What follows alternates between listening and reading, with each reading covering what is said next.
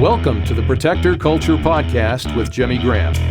Jimmy is a veteran U.S. Navy SEAL, a former protective officer for the CIA Global Response Staff, founder and CEO of the Able Shepherd Program, a husband and father of 4, and a personal friend of mine. Now here's Jimmy.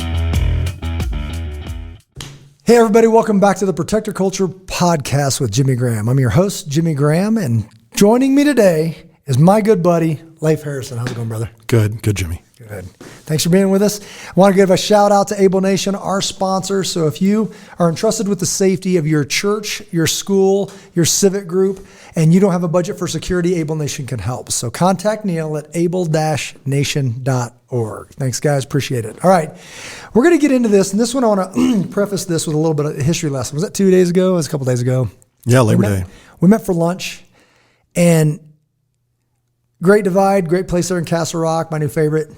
And we went pretty deep. So we covered a lot of ground. And man, it had to marinate for a while. We covered so much. I've really been thinking a lot about our conversation. So in an attempt to recap that, not possible really in its entirety with the time we have, but I think some of that stuff needs to be fleshed out and disseminated, because you said something very important and said, how many people have probably heard your perspective on this? And you said, I've looked and I haven't seen that. And it's a good one. You need to say that to a bigger audience. So, I asked you if you'd, come and kind of revisit some of those thoughts, and we'll kind of be working backwards, but I think it's worth doing, and we'll just see where it goes. Sound Good. Cool. So,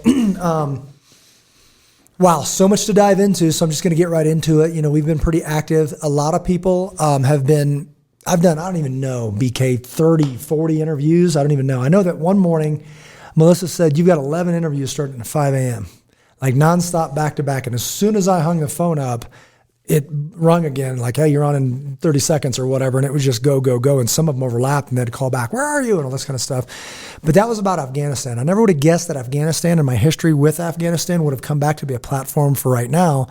But I think that I'm seeing a nation that's kind of in flail state, and a lot of people have a burning in their chest to do something about it. And then you kind of convicted me of like, that's not on your podcast. The people need to hear that. Yes, we do gear. Yes, we do training. But a Protector Culture podcast, I think that as a protector, it's burning maybe a little bit hotter in me than in some. But what I've seen, including in this, I was just speaking at a men's retreat over 2 nights up in the mountains. Everybody was feeling the same thing. That where have all the leaders gone? What could I do? What should we do? And what can one man do? So let's just take it.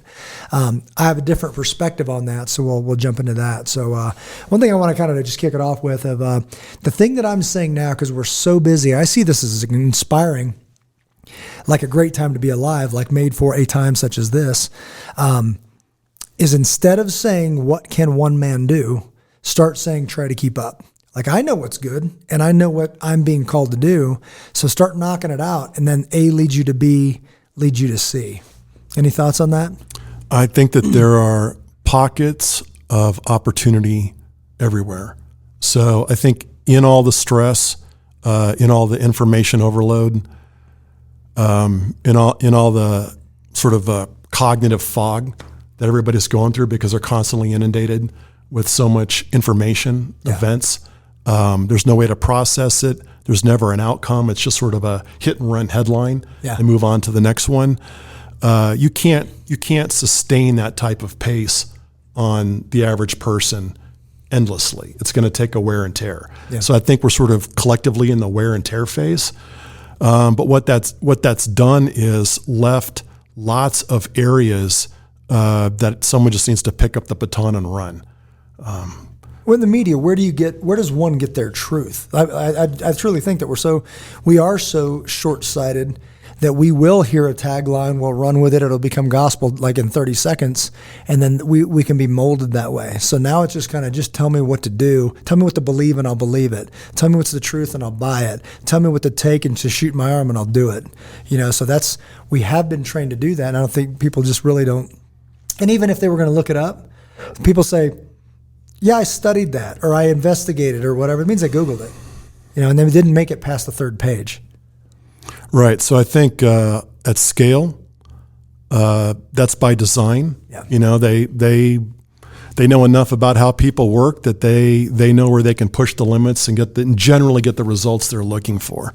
But I think you hit on it as truth. The only thing that keeps the rest of the masses, I think, just sort of falling in the pit behind all this is whether we're talking about truth with a small t, which is relative, subjective, my truth, any of that nonsense, or is it truth with a big T, which nobody talks about, and I think that they're doing everything they can to distract you from ever anchoring yourself in truth with a big T. Yeah. Because if you hold on to that lifeline, you're never going to play ball where they would like you to go. Yeah, that for me obviously is a man of faith as a Christian as well. That's a problem. We many times when we were talking at lunch, that came back to that. And I'm like, yeah, that is exactly what we're talking about. Is people are saying, yeah, what's the solution to how do we make this better? This problem where we have an identity crisis of not knowing where this is, the suicide rate, this and that stuff.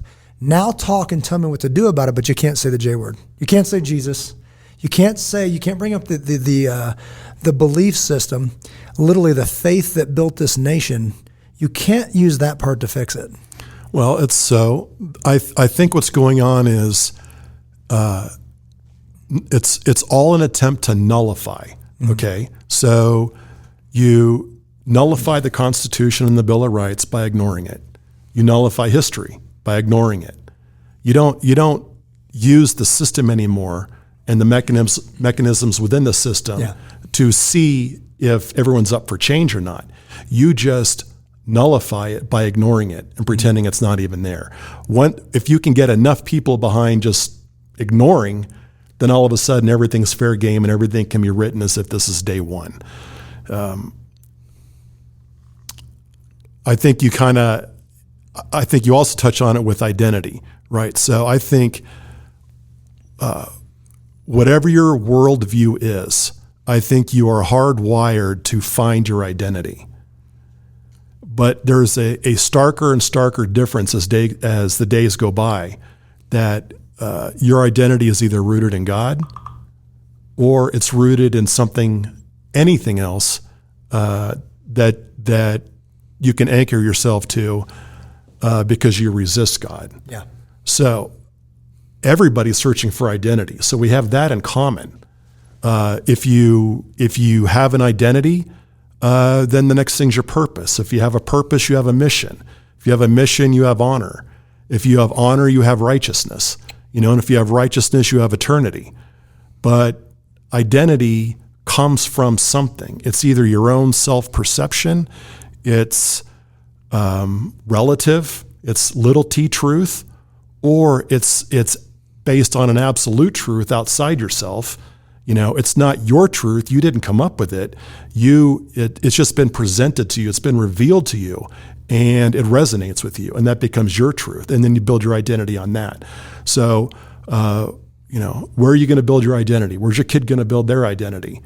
And anywhere you don't have an answer, that's a void. Someone's going to fill that void. It's either a good opportunity or a bad opportunity. And it's going to be a good outcome or a bad outcome. Yeah, there's so much to that. I think that what popped in my head was and I don't remember the chapter and verse. If serving God if that doesn't work for you, then decide this day who you will serve. But as for me and my house, I think it's Joshua, as for me and my household, we'll serve the Lord. People are like, I don't want to pick. It's like, wow, that's a pretty immature, what do you believe? I believe nothing, or I believe that, my feelings or whatever, but they don't base it on anything that's ever produced anything. So it's like, I don't like what you believe. Well, what do you believe? I don't really believe anything. That's not a grown-up answer. You know what I mean? That doesn't lead to anywhere. There's no accountability. So I can see how it might be trendy or it might be in fashion, but it leads us here. Like the thing about, hey, Jimmy, you might want to ease up on the Jesus thing because it's not really a business kind of, you're a business now, so you can't really say that stuff because you might offend and all that stuff. I'm like, that got us here. How'd that work out? So I'm going to go a different route, and I'm not going to follow the playbook for how to make a business because this is more than a business. This is a culture. Somebody sent me this. This is awesome. Thank you, Whitney. I appreciate it, and hopefully she's listening. And then she sent it to myself and Melissa. And Melissa hit her back I hit her back and said amen. But it was, she said, I was looking through The Broken Way by Anne Voskamp, and came across this Chuck Colson quote that made me think of you and Abel Shepherd, so I wanted to share it with you. It says, Christians who understand biblical truth and have the courage to live it out can indeed redeem culture or even create one. And of course I said, thanks, that's awesome. And then Melissa came back and said, yes, thank you for sharing this. But I think that said a lot. Like if you truly believe it, I think it was G.K. Chesterton that said, Christianity has never been proven wrong. It's been found difficult and then left untried. So it's like, oh, when it gets hard, I'm not even going to do it anymore. And then somebody veers off. It's always a human error. And then something goes sideways, and then you end up using Jesus as a weapon. You can draw it out and say, oh yeah. And you take out of context Bible verses and throw it in there. And then your life's a train wreck and you blame it on Jesus.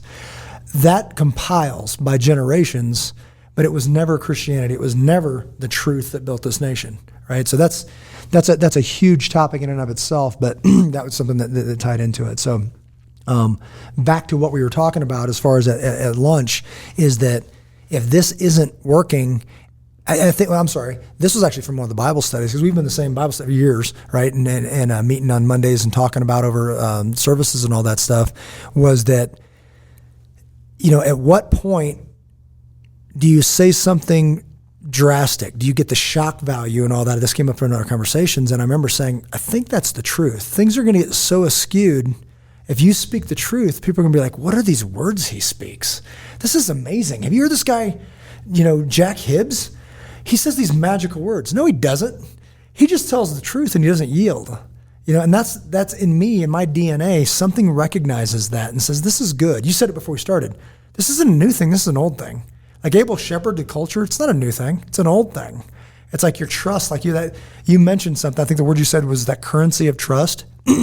That's worth more now than it ever was because everybody's, screwing everybody. It's like, who do you trust? So if you've built that over years, it's much bigger than it was 2 years ago. You're like, wow, the saying that we say, the interview started 3 years ago, means I've known this guy for a while and he's always been trustworthy. That's something tangible now. Agreed? Yeah, I think we're, I'd call it that we are approaching the peak deceit. Okay, so we've kind of gone from information overload, let's say for the last 20 years or so, to just a flat out hot disinformation war. Yeah. And so I think we've exceeded our ability to process what's going on. There's certainly no resolution. I don't think a single corrupt act has been prosecuted and jailed at any meaningful level for probably a good 15 years. So once there's no guardrail that we're used to, once the guardrails are off, then anything goes. And I think we've basically been in an anything goes environment for about 15 years. And I think what's happened is the folks at the top have realized they just circle the wagons and keep everybody in the circle, and they've probably all got enough dirt on each other to take each other out. But if they all just keep the circle tight, they can all essentially just sort of keep hoarding all the resources and power available until the music stops. So I have a feeling that's going to run out at a certain point. But that's when you took the guardrails off the system. You even take like a Hillary Clinton, for example. When you have a sailor who takes pictures inside a submarine and goes to jail, and you have Hillary Clinton with like 2,000 classified emails on a personal unsecured server, and she doesn't even get an under oath interview by the FBI. When they've set that kind of game for themselves that nobody else can play, they will only keep taking that as far as they can until the music stops. So I think we're basically at peak deceit. We're basically at peak cognitive ability to just process what's going on. There's not a person I know who can tell me what happened 2 weeks ago. You cannot tell me what happened 2 weeks ago. The only people who are going to remember that 13 Marines and a sailor died are going to be their families. That's it. Everyone else is going to move on to the next thing because the hits keep on coming. Yeah. And all of it is the kind of stuff that if we all teleported back to 2000, you wouldn't put any of this in a book because nobody would believe you. Yeah, nobody would that's read true. it. This is nonsense. And this is actually what's happening at lightning speed. So you just, at this point, I think people intuitively sense all this. And it's like, I don't need a life jacket. I need like a palm tree to strap myself to, right? I mean, this is like a hurricane, and I've got to lash myself to something. And there is only, and throughout time, there only has been one thing to lash yourself to. Yeah. And whatever it takes to, shake people to their core to get them to realize that, it's where I think most end up. Most will end up coming to the conclusion that I better lash myself to something in a storm.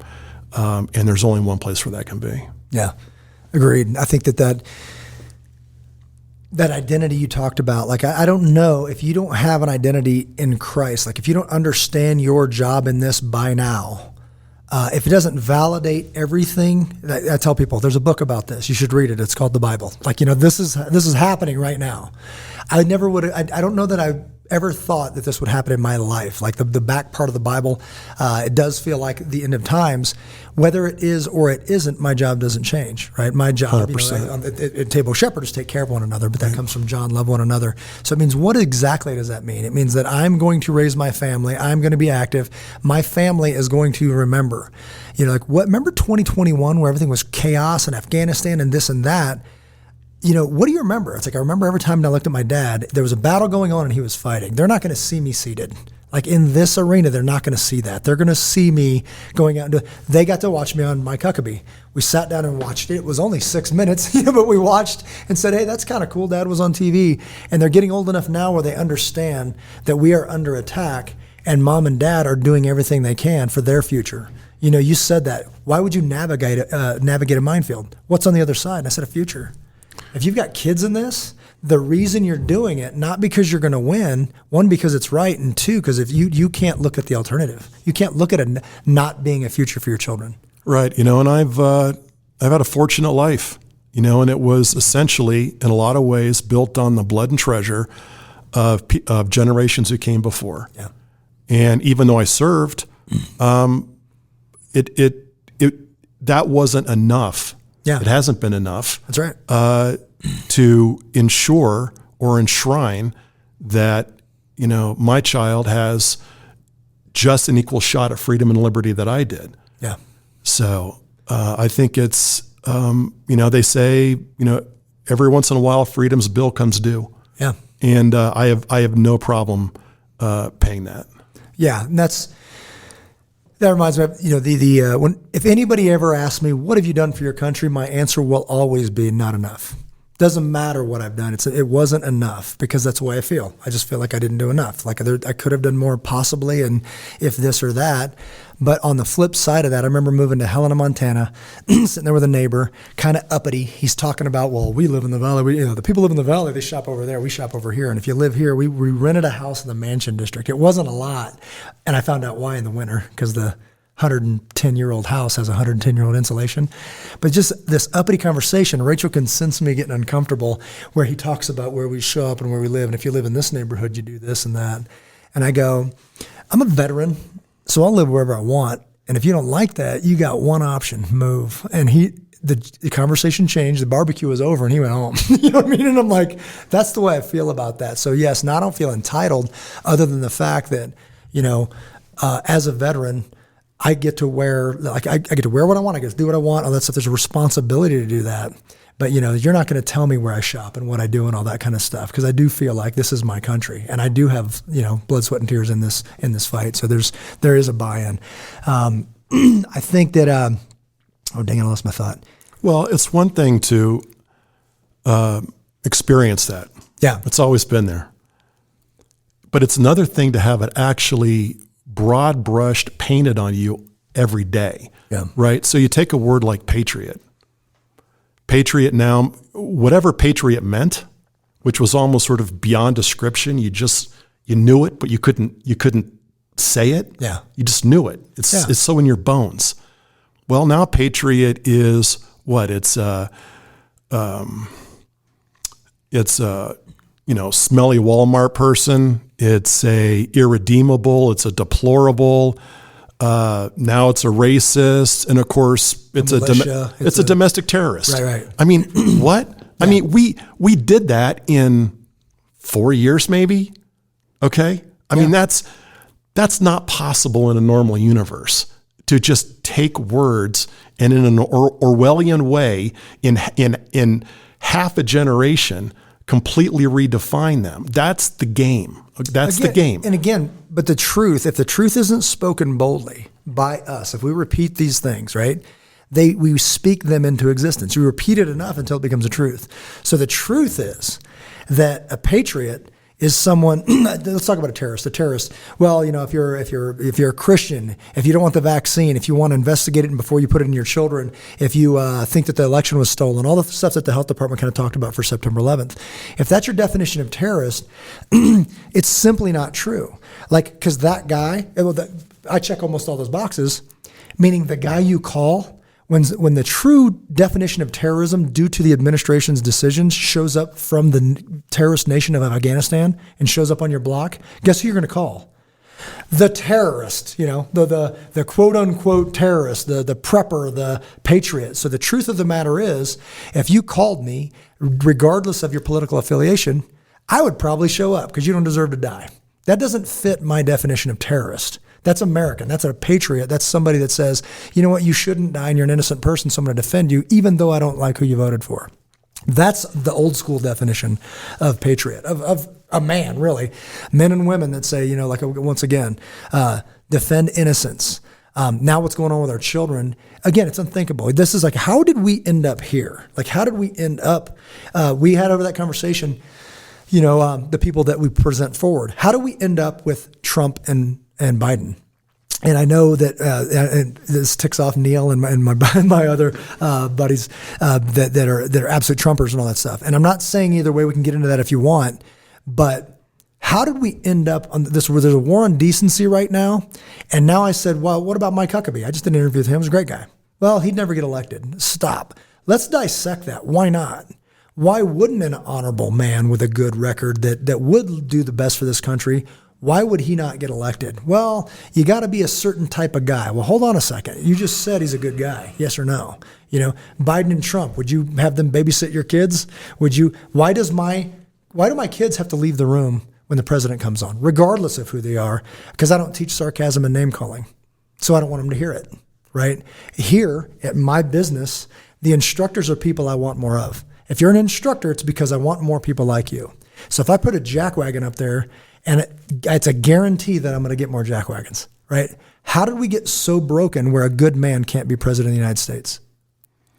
Well, is it a cause or an effect, right? So my only sense of that is red states are generationally, you stay on your side of the fence, I'll stay on mine. I want to be left alone. I want to, till my field. I want to harvest my crop. I want to raise my family. I want to, build my cars, whatever it is. But the left can't do that. They are, when you are godless, something has to fill the void, and they fill the void with themselves because they will literally tell you they're the ones they've been waiting for. Like the ones we've all been waiting for are them. I wasn't waiting for you. Yeah. But that then gives them the authority to social engineer. They can't stop themselves from social engineering. So they'll nudge, they'll shove, and then like any good communist at some point, when you're disarmed, they'll shoot. These are patterns that just keep swinging back around, and it's almost tedious. I mean, we've seen these stories over and over and over again.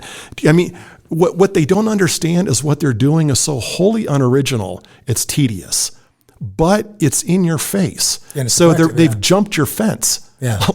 Before, you were on the other side of the fence, you're still my neighbor. We may not talk for generations, but it's a détente, right? Well, there's no more détente. They're jumping your fence. So now that's a call to action. right? Because they're not just jumping on your fence; they're screaming on your back porch. You know, they're bullhorning you in the middle of the night. You know, with 60 other people. I mean, it's insane. To what outcome?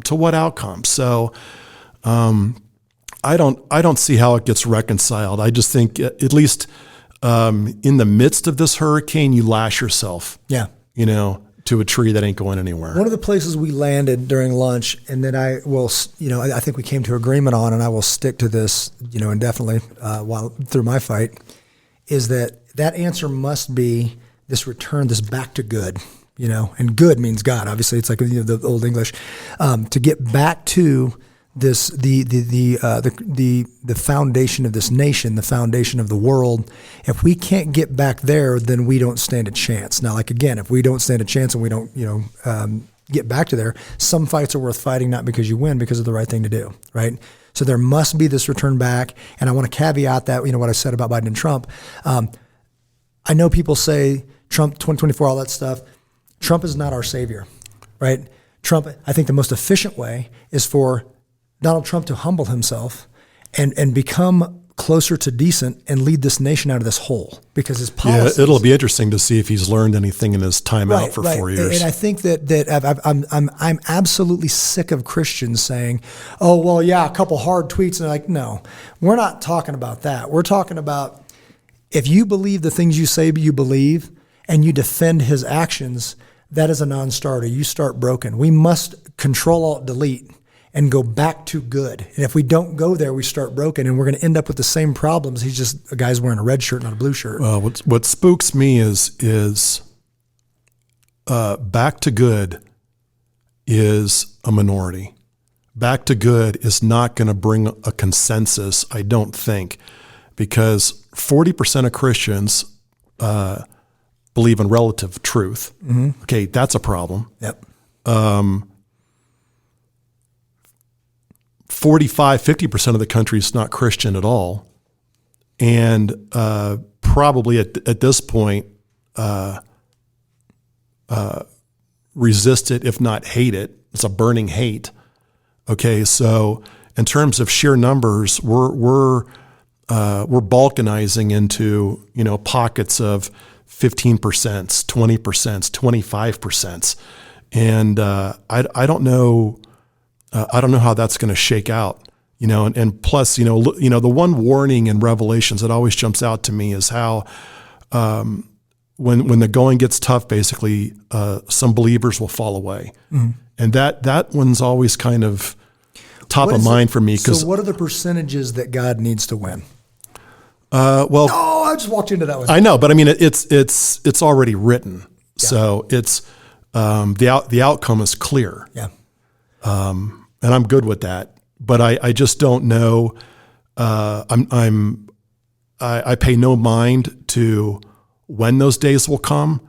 I just have a sense of urgency, that I have a daughter who is not equipped for, what's at stake right now and being an adult in that world. And absent her parents, I'd be really spooked about her trying to make her own way. Yeah. And I think, and obviously that's her job. Like I said, tell my kids I'm not raising thermometers here. I'm raising thermostats. You don't hang out in a room until you feel the temperature. You walk in the room and change the temperature. Like when you walk in, you say, this is what I stand for, period. And you let other people deal with that. So I truly believe that back to that, that the numbers you stated where it looks like we're losing, that's always where Christians have prospered. That's always where Christ has said, none of this is a surprise. You think Afghanistan was a surprise to Christ? Not at all. Yeah. And in that regard, who would have expected it? For me, it's a validation because the way there's a movie, and I may have told you this, maybe not. There's a movie called Last of the Dogmen, and it's about the Native Americans in America, and it's a modern day cowboy movie. But they talk about the way that we treated the Native Americans in this country. And she said a quote, and she said, what happened was inevitable. The way it happened was unconscionable. Leaving Afghanistan was inevitable. The way it happened was unconscionable. They attempted to strip the dignity off every veteran that served in Afghanistan. I got news for you. When you tried to pull it off, it didn't come off because that's not yours to take, right? So I've been telling veterans, you don't say things like 20 years for nothing. My buddies died for nothing. You start saying things like Grandpa served in Afghanistan honorably and that's his through eternity. So that stuff, you can do whatever you want, but so can I. So that will be a place of honor for generations, because if we start repeating that, it will damage generations. So those things that they're doing, again, not repeating garbage and lies, start speaking the truth, do it louder and bolder and say like, no, that ain't happening. Here's the truth. The truth is there's a dignity and an honor and an ethics in America of the American people, and you don't represent that well, and we need to fix that. This administration is A leads B leads C. What did you expect from them?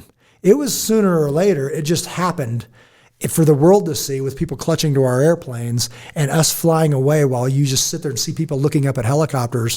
When the last one leaves, they had a dream about America, and it just died, and you watched it. And they're going to live a life of terror. Now they're being executed. I just heard about, Christians in Afghanistan leading off to the slaughter singing, right? There's a lesson in that we don't understand here in our luxury, right? But I think that right now, I've said it this way, going 100 miles an hour towards a brick wall only ends one way, right? But what I'm starting to see, I feel this, I see this. Now there's hands clutching at the wheel starting to pull it. And the machine's starting, no, it's this way. And they're like, I'm not going that way. My kids are on this bus too. And we're not going that way, we're going this way. So now there's a struggle for the wheel, and it's inspiring. Because now people, if they didn't know this before, it is your job to protect your children. It is your job to educate your children. You can use a school if you wish or not. But if they're not teaching what you want, take them out and find another school or teach them yourself. It's not the police's job to protect your kids. It's not the governor's. It's not the sheriff's. It's your job to protect your children. It's always been the truth, but we repeat garbage. We repeat the lies. The cops will save me. Well, in 2020, you called the police and they didn't come. Guess what? Flea flicker back to you. It's always been your job. Well, I'm not ready. Well, that's your fault, right?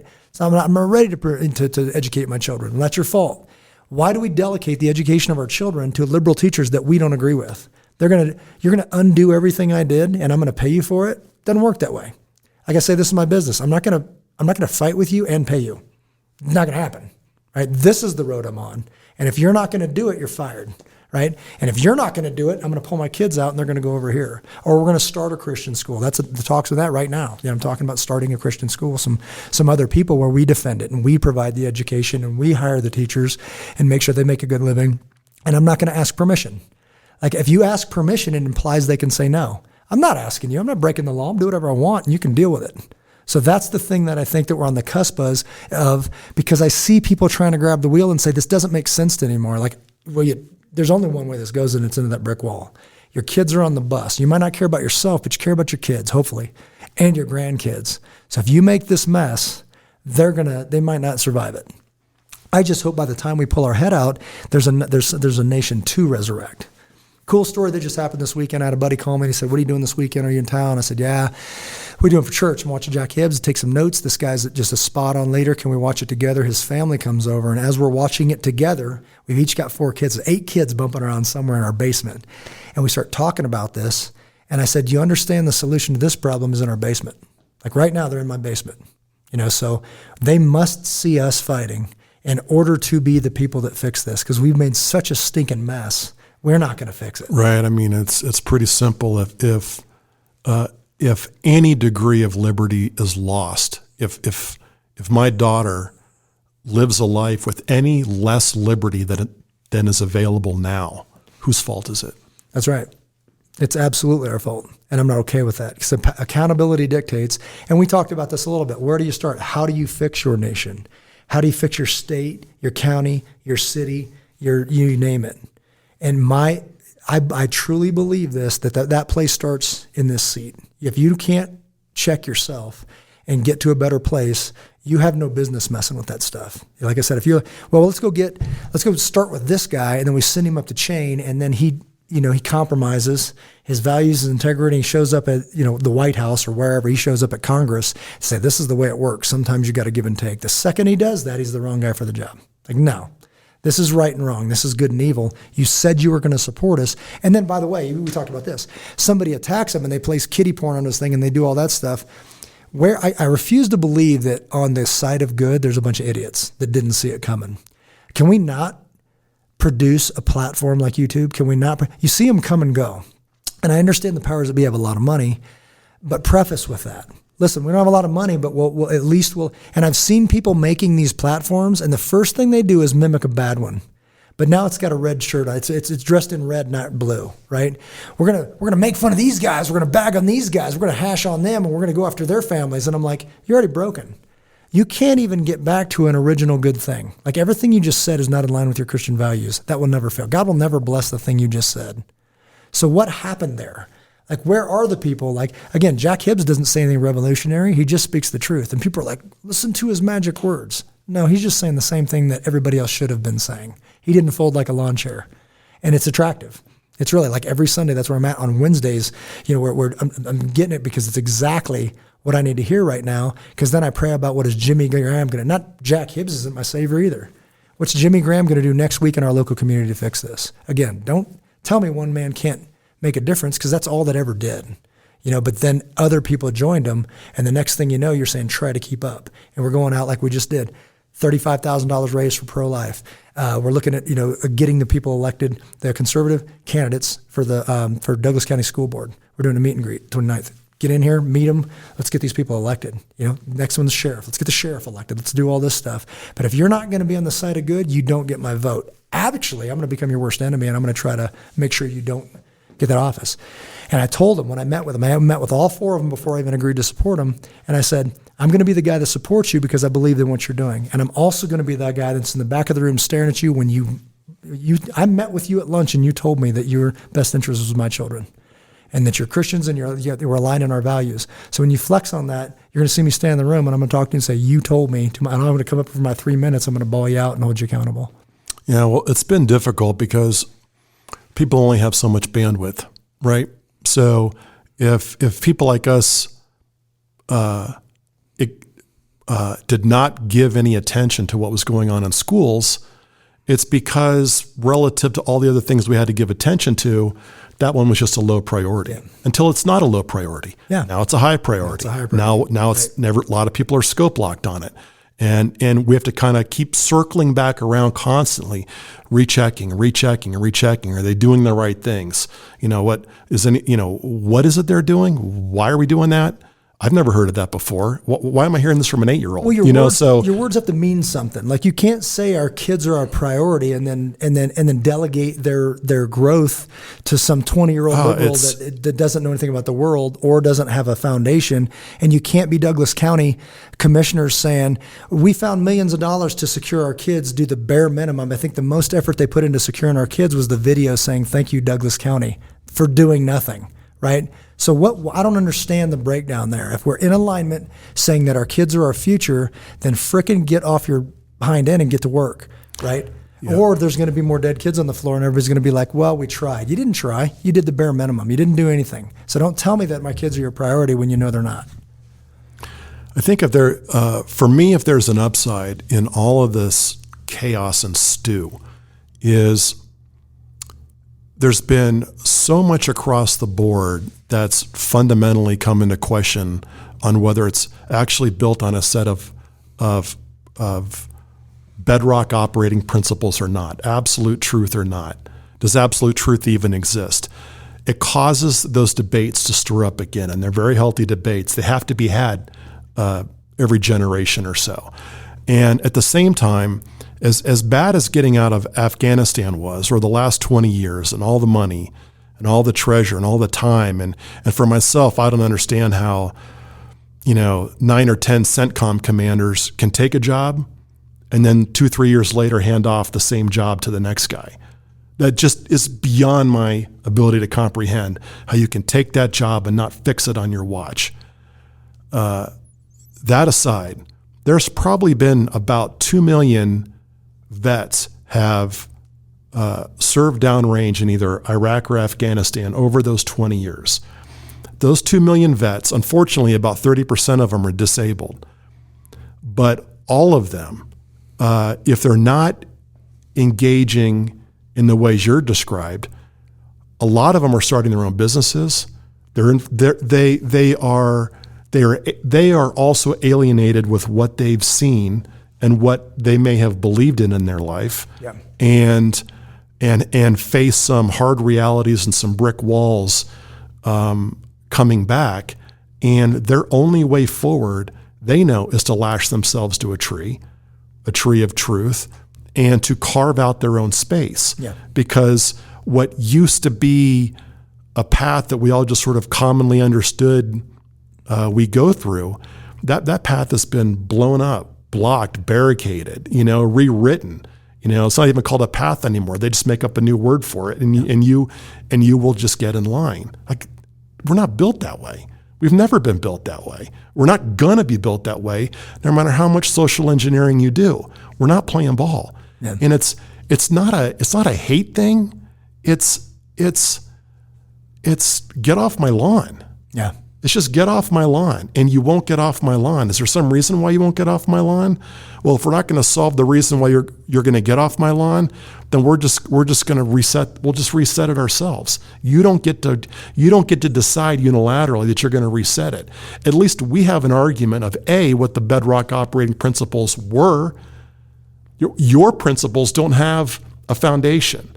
You don't get to claim those are the rules we're going to go by whenever they've even been half attempted. They have failed to the deaths of millions. Okay, we know what we've experienced as a country for 250 years. We know that by and large it works. By and large, nothing else can hold a candle to it. Yeah. And if you're going to break that down, as imperfect as it was, there is no perfect. We're in the fall. Okay. But relative to the other choices, it is superior by far. And you've been chipping it away at it like a four-legged stool that's down to its last leg. We are gonna rebuild those legs. We have to. They are tried and true. They may not be the best, but they're absolutely superior to any other alternative. And if we have to have those debates, and we have to show up, and we have to get you out and get people in who are grounded in truth, then we'll do that. Yeah. But you don't get a free pass. Yeah, and you brought that up with like Hillary Clinton or anybody else, and I say this regularly in our training. If you're a good police officer, you should be supported. If you make a mistake or not, you should be supported. But if you're a murderer and you're a police officer or you're a Navy SEAL, you need to be in jail. Period. Like, you don't get this blue brotherhood or the SEAL brotherhood to protect you if you're a murderer. Accountability must be accountability. It sucks when it's pointing back at you, but it's still accountability. So that means as soon as you get away from that, you open a door. We're so far in that door right now where we must face it. We have to. There's no other thing if we don't get back to good, meaning this. People hate it when I say this, and I don't really care. Well, and back to good, that's a capital G. That is. It is. And we must end racism against white people. We must end sexism against men. We must end religious persecution against Christians. And people aren't comfortable with that. They're like, wait a minute, hold on, you must be the upper. And that's not true. Racism is racism. There used to be a term, reverse racism. There's no such thing as reverse racism. There's just racism. So if you voted for a president because he's black, not because he's the good pick for president, if you thought that, then so be it. If you voted for him because he's black, you are a racist. By definition, you're a racist and you're part of the problem, not the solution. Right? And if you are going, even with our history, with all this stuff, there is, adults must enter the room and say, we're not doing this, right? Like at this business, somebody said, there's a term that we use. When you're out of ammo, you say black, right? So like that's a military thing. Somebody goes, I'm not comfortable with that. But go train somewhere else. Can we change that? We can't, because adults work here. This has nothing to do with race. That's the call. If you don't like it, go train down the street. At some point, somebody has to be an adult and says, we're not doing that. Okay, I understand what you're saying. You're wrong. This is my business. We're not doing that. And if you don't like it, then you can train wherever you want. But you don't train here and get to be, we don't train kids here. We have a rule. This is a serious thing we do, right? So that's the thing. And if enough people don't do that and agree to get back to good, then I don't know what else happens. But if, like if the ship's going down, and so be it, and if God wills that, my kids will remember me on the front lines covered in blood on every single thing that I believe is good. Like I will be raising money for pro-life. I will be, in the public square saying, here's the deal. If you want to keep a good man quiet, I say this all the time, give him a good deal. There's so many people that I know that are in the CIA, they're in the military, they're doing all these government jobs, but it's so good you'll never hear them talking in the public square. That's unfortunate because they're good men. They could lead this nation to a better place, but the rules say they can't. And I'm like, did you sell your soul? Like that, literally, We need you desperately. If you're a vet right now, like I've told them, grieve Afghanistan if you need to do that. But if this wasn't a call to fix this nation, I don't know what is. And we need your strength. We need your leadership. We know that you spent a good portion of your life, in a position of power, and that power is desperately needed. American strength is desperately needed, and we're bleeding out. And you can't bleed out when the enemy's looking, right? Because they're going to see it, and they're going to capitalize on that weakness. So right now, and that's not the people, by the way, that's the leadership. So if the leadership's going down, I think the world is underestimating the might of the American people if we get back to good. There's no other way around it. Right. Vets are less than 2% of the population, but they're also, they're magnetic in a lot of ways. And, coming off of Vietnam, they were treated like a cancer. Now for every day for 20 years, they've been acknowledged as the heroes they are. Mm-hmm. And that's a magnetism, that's a currency. And that there is it's drawing in a lot of folks who know something is wrong, even though they can't maybe not articulate it so well, but they know something is wrong, and there's a lot of vacuums to fill, and that's 2 million people to step up and fill their own vacuum in their own street, in their own local community, in their own town. And they're doing it, and they're doing it in business, starting a lot of their own businesses, and they're just drawing in others who just, there are a lot of people that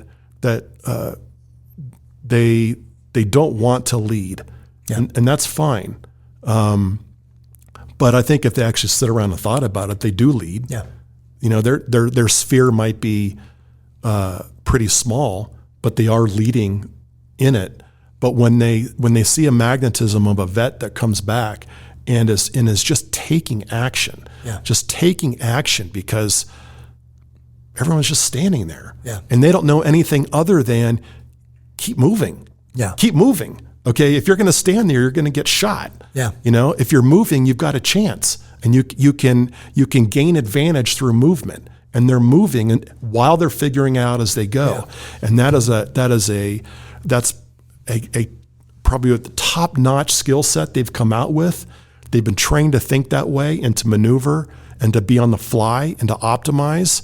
And there's so much space for them to fill that other people who knew there was a space to fill, but they don't know how to move. Yeah. They don't know how to actually engage that. And they're just following in behind a lot of vets that have come back and are doing that. So, there might have been, 75 million Trump voters, but it was still voting for a guy to go take action on their behalf. Sure. What we might see in the next one is we're not all lining up to vote behind a guy who's going to take action. A bunch of us are already taking action, and you're welcome to align yourself with us because here's where we're going. I think that there's so much power, whether it be one of the trips we take, BK, or whether it be whatever. You don't tell people what to do. You say, I'm going to whatever, Alaska. On my motorcycle, you're invited.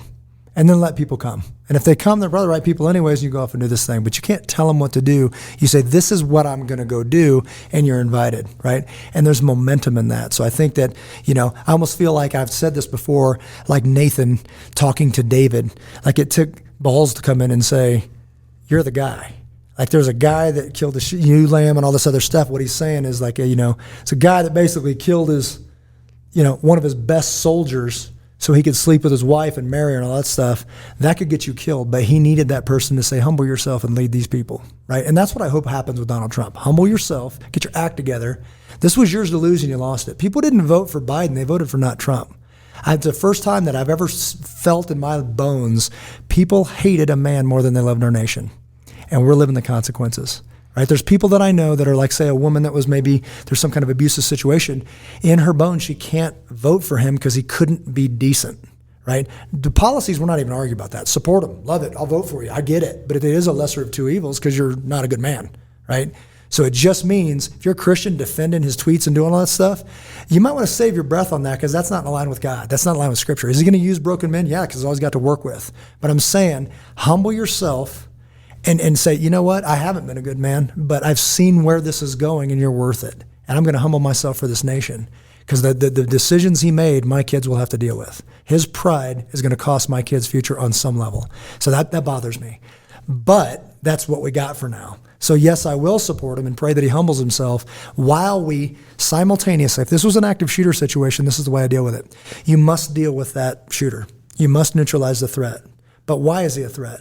Let's back up to his dad and figure out what happened. His upbringing, something made this kid snap. We must simultaneously deal with the threat that's a threat to our children, and then deal with why kids are so jacked up they'd walk into a school. Right? This is the same thing. We need to deal with vote accordingly, vote your values, single vote eliminators. If you're going to kill kids, unborn babies, you're off my radar. Done. We're done with you. Like, I'm not even going to entertain that. Are we going to go murder kids with you? I'm not. So that's going to go that. Simultaneously say, how do we fix it? So being a better man, Jimmy Graham, be a better man, attract better men and women, elect one of them, hold them accountable all the way up the chain, right? And if they get offline, I say, hey, you told me you were the guy. I'm going to pull your funding. I'm going to pull your support. I'm going to do all that.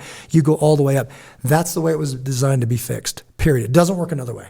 That's the only way as we the people. And one thing that's changed because of these wars is probably over the last 5 or 10 years, the volume and quality of self-defense firearm training available to the average citizen, and the number of the gun sales have been through the roof, for probably 13, 14 years.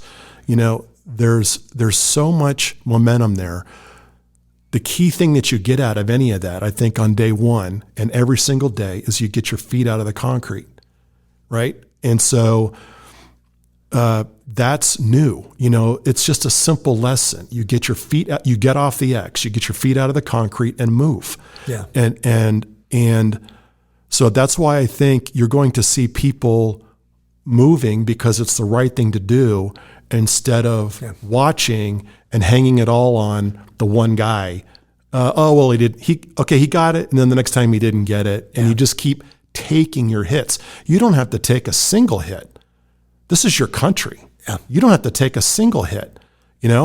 It's we either acknowledge we have a common set of bedrock operating principles, or we pretend they never existed and today is year one. Yeah. So are we going to have year one, or are we going to have year 250?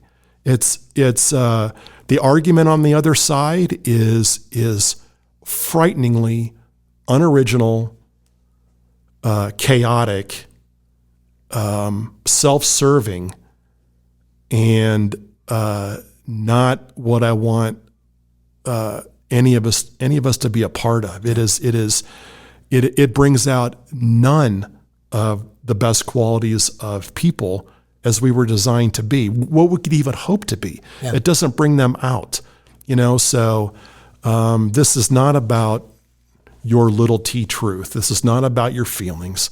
This is not about you're the ones we've all been waiting for. And I'm so glad you're here now, because I could have never done this on my own without you. Yeah. It's just crazy thinking. And so we just got to get our feet out of the concrete. Yeah. So in these survival shows, you'll hear about contrast and movement. So here's the context. If you're up in a helicopter and you're looking at a bunch of trees and you don't see contrast like an orange flag and movement like it moving like this, you're just going to see a bunch of trees. You're going to see all of this. But if you're in a survival situation, you make an orange thing and you get it moving, the wind blows it, and they say, what is that? And the dude says, help, whatever. You go down and help them. So that contrast and movement right now is dawned on me the other day when I was talking about it. I think a lot of times vets go into politics, or they go in to do a podcast, to do whatever, and they look at, like, what are the rules for politics? And you look at it and you study it, and I'm like, well, don't even look at that, because that's the part that's going to break you. Like right now, this is just a cool thing that happened to me in a green room recently. We're talking, the talks about politics, and it's on an interview, and it turns into Charlie Brown's teacher. It's like, yeah, and this and that, and the funding, and this and this bill, and it's passing, blah, blah, blah. And he was like, oh man, they're just eating the free food. And all of a sudden somebody goes, what do you do? And I start talking. And I start talking about Jimmy Graham. I start talking about Abel Shepherd. I start talking about you guys. I talk about raising money for this. Next thing you know, the entire room's in like this going, tell them what you told me. Say that thing again. And now everybody's captivated by something original. Why? Because it's contrast and movement. This guy's moving all day, every day to move the needle, right? War of good and evil. You do good, it tips the scales. It doesn't have to look a certain way. It's just good. So you do it, and then God blesses it, and you do it again. So that was, and it's contrast because it's not the same as everybody else. Everybody else is saying the same thing, wah, wah, wah, and then we'll start a PAC, and we'll raise the money, and then we'll elect Bill and whatever. And everybody's like, whatever, to do what? And it just turns into white noise. And then all of a sudden, somebody just starts doing genuine, original good. Nothing new. He's doing something old. But it got your attention because it's different. Like, this feels good. This is bigger than all of us. I want in. That had the room, and now they're handing business cards and, oh my gosh, and if I come to Denver and all that kind of stuff. And there was an energy born, which to me said people are ready for a change. They're ready to get back to good. They just don't know how. And, so anything of those vets that are getting out doesn't even have to be vets. You say it's only a small number. All you have to do to plan, all we can do. So what does that bring us to as we wrap up? What do we do from here? We don't have to fix it, but we have to do good. And then every once in a while, when you do things for the right reason, God touches it and blesses it. I did one called Abel Shepherd. He said, I like what you're doing. I like the reasons you're doing it. And it blew up. We did a fundraiser, and he touched it, and it blew up. And then it leads to another thing, and a momentum starts. And all of a sudden, somebody else gets inspired, and they do something, and it blows up. That's how you change a nation. So if you're going to go to try to fix the country, good luck, because it's so jacked up, it ain't never going to get there unless we start with we the people. You start by making you whole, meaning literally what do you stand for? Then you start doing things, planting so many seeds that God's bound to bless one. But you got to do it correctly. I wanted to ask you this too before we went, is Lieutenant Commander Scheller. We talked about this Marine that stood up. I know I've got my thoughts on it. I wrote a paper on it. I'm going to read a couple transcripts from it because it's a little different than what most people that I hear. Any thoughts on that? Are you familiar with it? Yeah, Lieutenant Colonel. Yeah. What are your thoughts on what he said and how he said it? I in this day and age, I wasn't surprised in the least. I mean, it's anybody who, you have to be quick about going to the trigger so quickly. So we have social media, which can just immediately broadcast you at a scale that we've never seen before. Yeah. So his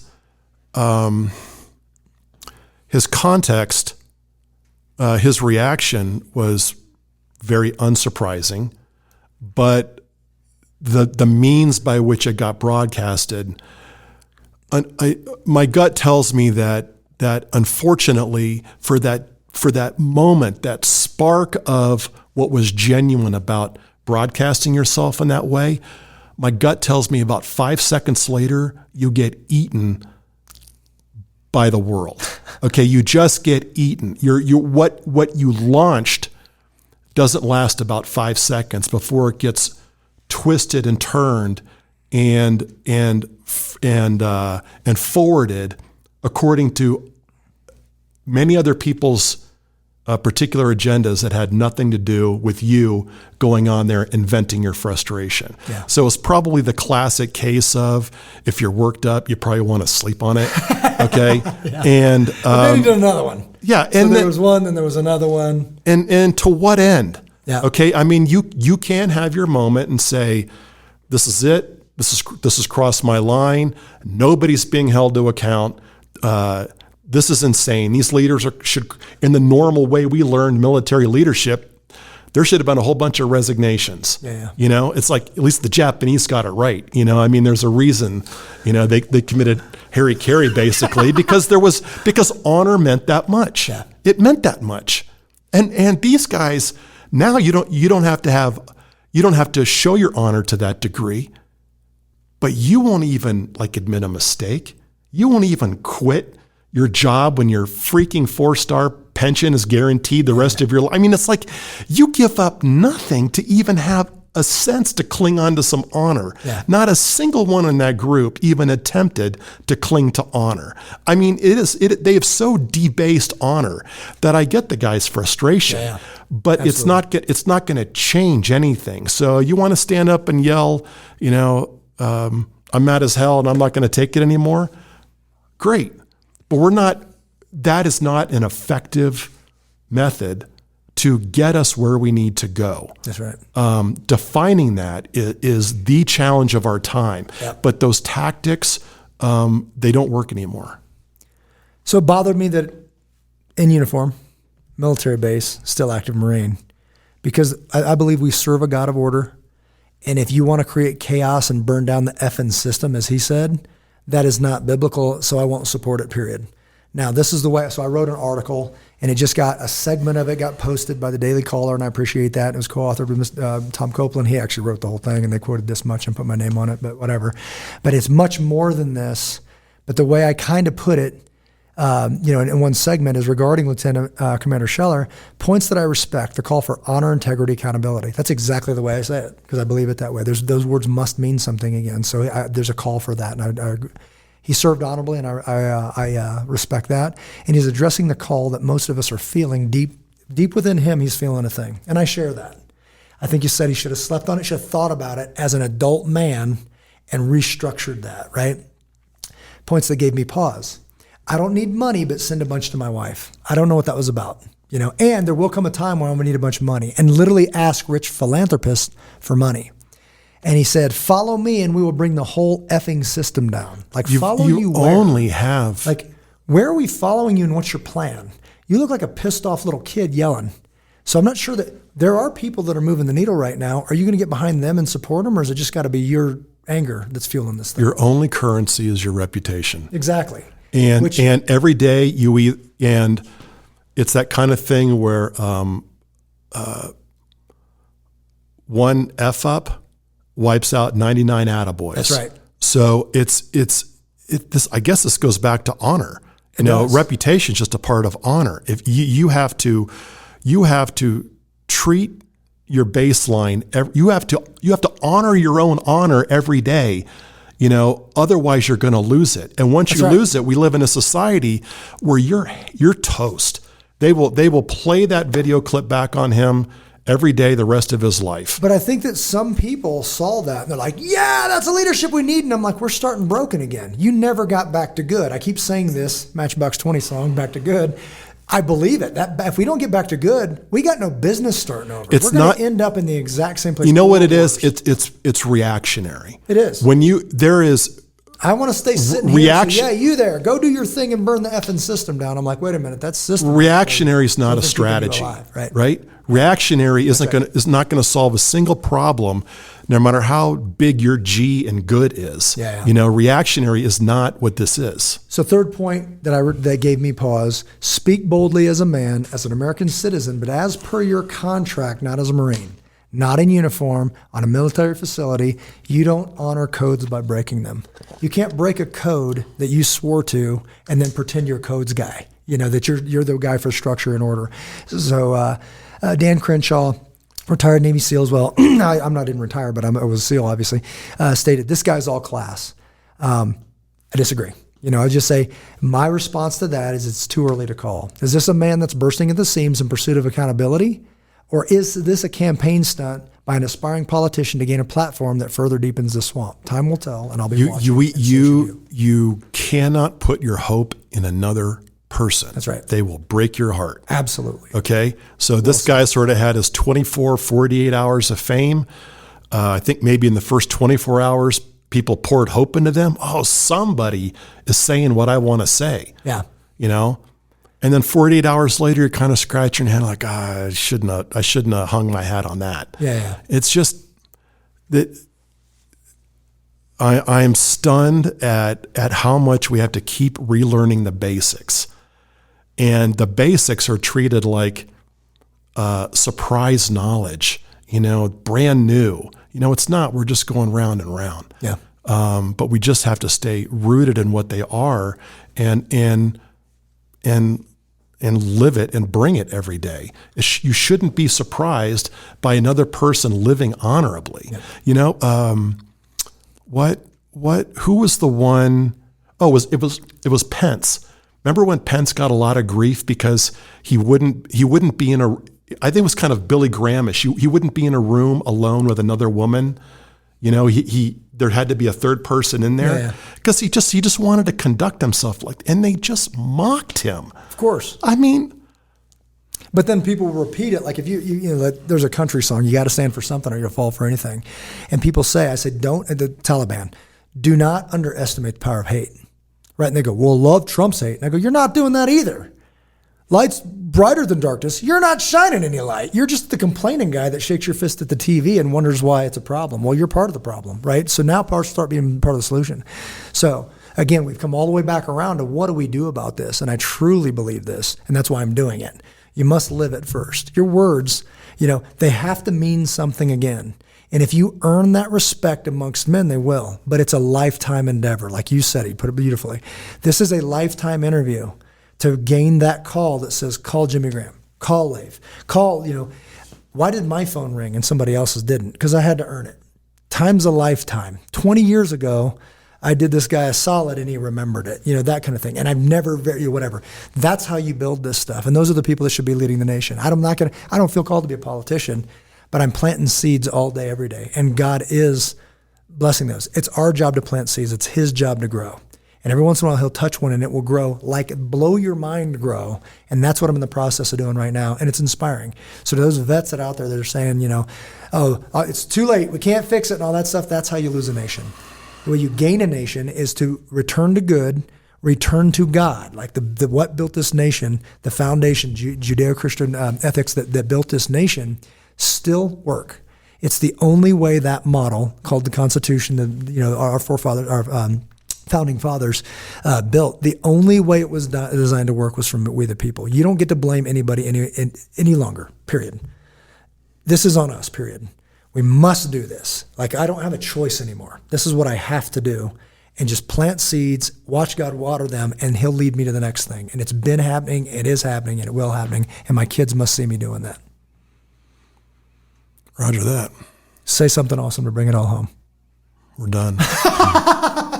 BK, I usually put BK and say, BK, bring us home, brother. Say something like American. We're all on the airplane, right? What's the first thing they tell you? Put your mask on first. Right. Then help others. Yeah, that's right.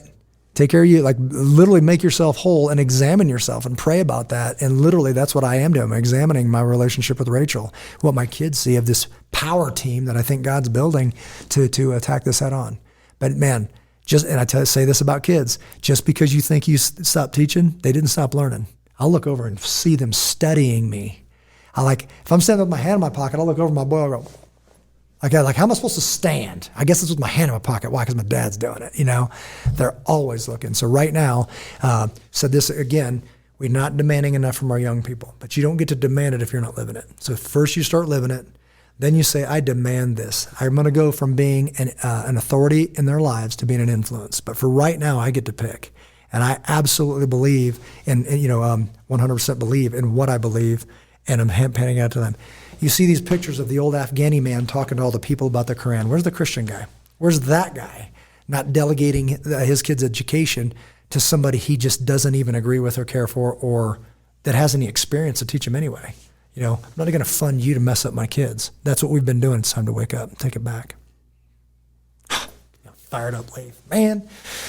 All right, let's wrap this up. So appreciate you, brother. Thanks for being here, man. I think it was a good recap on lunch. We covered so much ground, but this was a good, at least scratching the surface and talking about it. But it really got me thinking. I appreciate that because you kind of called me to get a bigger voice out there, and I'm making phone calls to DC, going out there and making meetings, literally not on saying, this is what you need to fix, to go make myself more educated and stronger to come back and get active in this community. So appreciate it, brother.